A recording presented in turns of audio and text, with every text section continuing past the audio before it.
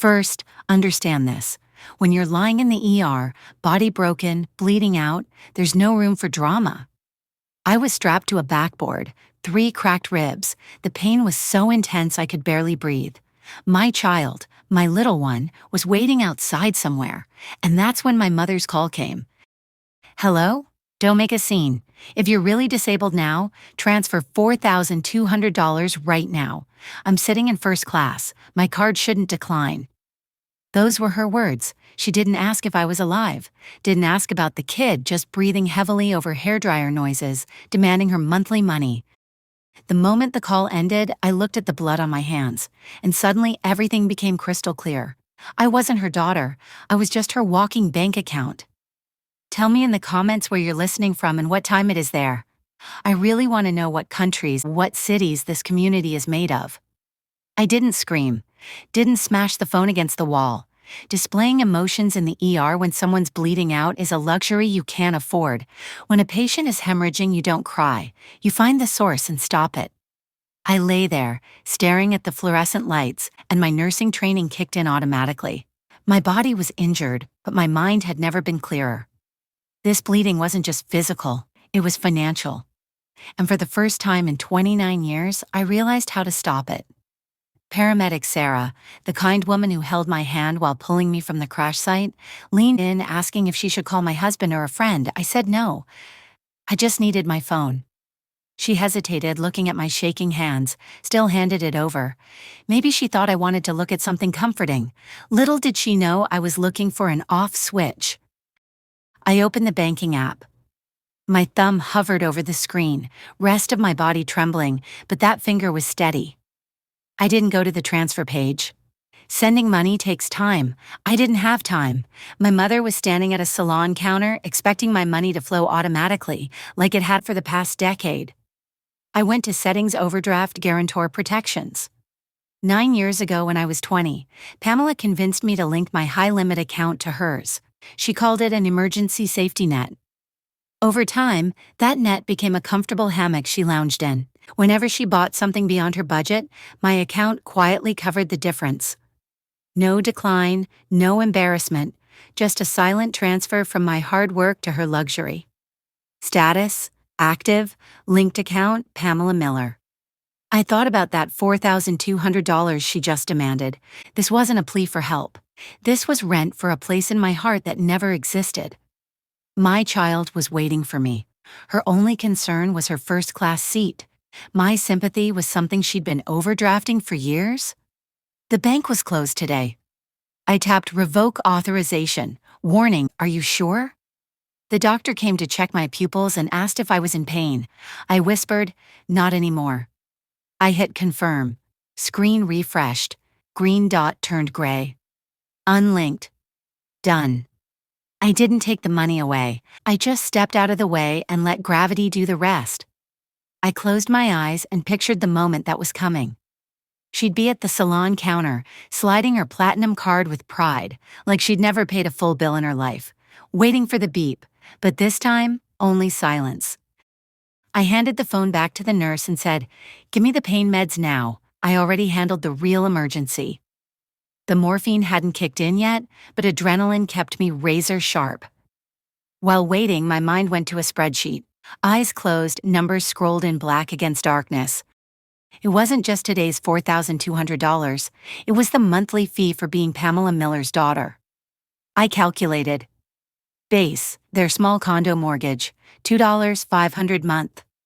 Country club fees, $800, networking essential even though she hadn't worked in 20 years. Medical insurance, $900, because she always believed she'd catch some expensive disease. Total, $4,200 every month. 9 years equals 108 months. 4,200 108 equals $453,600. Almost $500,000. I could have bought a house, built a college fund for my child, traveled the world. Instead, I bought 10 years of silence from a woman who couldn't even pause her hair appointment while I lay bleeding. People ask, how are you stupid enough not to see it? Wrong question. I wasn't stupid, I was conditioned. Financial exploitation doesn't happen overnight. It starts in childhood, before you even understand money. It starts with the lesson that love isn't a birthright, it's a transaction. At 10, Pamela hugged me when I won awards, solved problems, or looked good to her. If I wasn't useful, I disappeared. By 20, the programming was complete. Linking the account didn't feel like being used, it felt like duty. But love isn't a debt you pay off. The pain meds arrived, but they didn't touch the clarity in my mind. Years of guilt vanished. I wasn't supporting family, I was feeding a parasite. 3 hours later, trauma was quiet, ribs taped, collarbone fixed. I was no longer a patient, I was a hunter. I called Sarah, my friend, charge nurse. I said, "Make me look like I'm in really bad shape, not physically in the medical record. Dim the lights, put strict isolation sign on the door, silence the heart monitor completely." Why? Because when mom comes in, my heart rate will spike, and the beeping will give away that I'm awake. Sarah did it without questions, put on an oxygen mask, face completely covered. I looked heavily sedated, borderline coma. I lay there and waited. Phone buzzed. One eye open. Mom. Let it ring. Text, all caps. My card declined, salon holding my stuff, fix it, now. I read it. No. Are you okay? Just stuff. 1 minute later, second. I know you're reading this. If money, not here, in 5 minutes I'm coming. I smiled. That was the confirmation. She wasn't coming to hold my hand, she was coming to kick the machine. 40 minutes later, heels clacking like an operation starting. Eyes closed, breathing synced with oxygen. Commotion at nurse station, receptionist blocking, strict isolation. Pamela's voice. "I'm her mother. This is our family attorney, Mr. Sterling. If you don't let me in, I'll have your hospital license revoked." Receptionist gave in. Door opened. Curtain pulled, 3 people entered. No shouting, just rustle of expensive clothes and briefcase opening. Rebecca. Wow, what a state. Pamela. Focus. Is she sedated enough? Sterling. Heavy morphine, she won't feel a thing. Hand on my arm, hard, wrist grabbed, hand lifted, thumb wiped clean. File ready? Power of attorney for medical incapacity. Biometric signature and accounts open immediately. Overdraft restored. Assets to trust. I was burning inside. I wasn't a daughter, I was a locked safe. They didn't have the key. They brought a drill. Rebecca. Press it now. Cold screen on thumb. Just as it was about to confirm, I yanked my hand away. Get your hand off me. Voice clear, strong. Pamela stepped back. Rebecca dropped the tablet. Sterling froze. I sat up, pulled off the mask. I heard everything, transfer, trust, worry about stuff, more than my internal bleeding. You're lying, Pamela. I'm saving myself, and now I have witnesses. Door opened. Grandpa George, hospital administrator with 2 guards. Slammed a blue folder on the table. Medical power of attorney naming him decision maker, not mom. Administrator. She's awake. Legal protection in place. This attempt is illegal. Borderline criminal coercion. Sterling backed off. I was given false information. Pamela screamed. She tricked us. Rebecca, stay, reverse the transfer. Sterling, $5,000 retainer. Rebecca handed platinum card. I smiled. That was my supplementary card, revoked it an hour ago.